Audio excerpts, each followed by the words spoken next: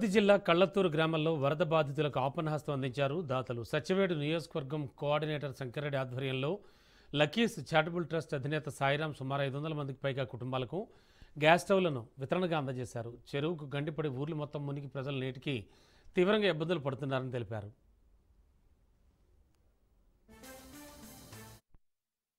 గ్రామానికి రాయల చెరువు కట్ట దిగి వరదలు రావటం వల్ల సర్వం కోల్పోయారు. వీరికి మాకు శంకర్రెడ్డి గారు, సతీష్ నాయుడు గారు, నరసింహ యాదవ్ గారు వీరు మా సంస్థని సంప్రదించి నన్ను ఈ సంస్థకి నేను lucky for you charitable trust plus lucky for you exams private limited సంస్థకి నేను చైర్మన్ని.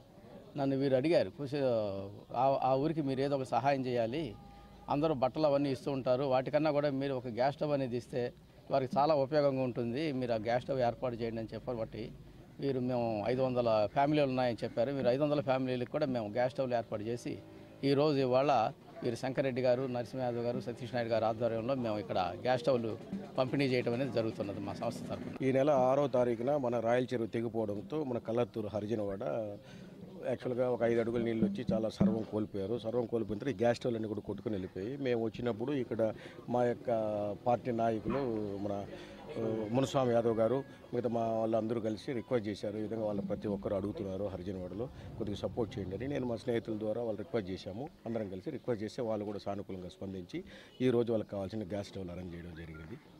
దాదాపు 500 కుటుంబాలకి 500 గ్యాస్ స్టవ్లు ఇస్తున్నాం. ఒక జీవాలకు కూడా సార్ ఆల్రెడీ గవర్నమెంట్ తరపున, ప్రభుత్వం తరపున ఆల్రెడీ 3,000 ఇచ్చాము ప్రతి ఇంటికి. తర్వాత మనం 40 నుంచి 50,000 ఒక జీవానికి ఇస్తున్నాము. మేకకైతే 7,500 రూపాయలు గ్రామం ప్రభుత్వం తరపున కూడా ఇస్తున్నాం.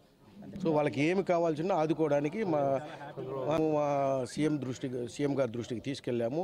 ఆయన ఆల్రెడీ స్పందించి కలెక్టర్ గారికి కూడా అప్రూవల్ ఇచ్చున్నారు.